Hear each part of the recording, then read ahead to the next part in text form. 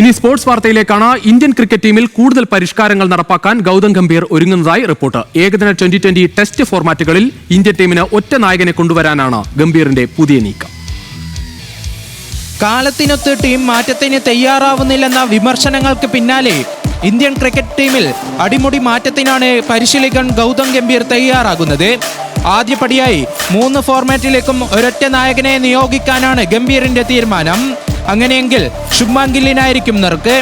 ടെസ്റ്റിൽ നായകനായും ഏകദിനത്തിൽ ഉപനായകനായും കളിക്കുന്ന ഗിൽ IPL-ൽ ഗുജറാത്ത് ടൈറ്റൻസിനെ നയിച്ചതും നേട്ടമാകും.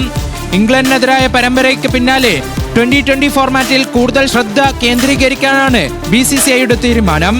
അടുത്ത വർഷം നടക്കുന്ന ലോകകപ്പ് ലക്ഷ്യമിട്ടാണ് BCCI മാറ്റത്തിന് ഒരുങ്ങുന്നത്. 2020 സ്പെഷ്യലിസ്റ്റുകളായ താരങ്ങൾക്ക് കൂടുതൽ അവസരം നൽകും. ഓരോ താരത്തെയും വിലയിരുത്തി മാറ്റങ്ങൾ കൊണ്ടുവരും.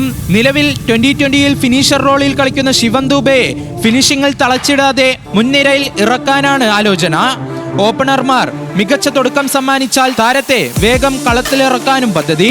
കൂടാതെ എല്ലാ താരങ്ങൾക്കും ഒരേപോലെ പ്രാധാന്യം നൽകും.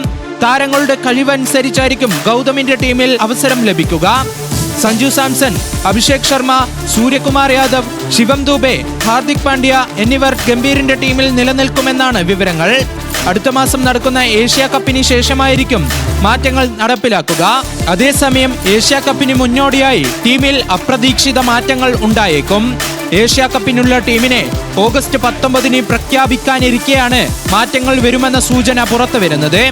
Sports desk, news Malayalam.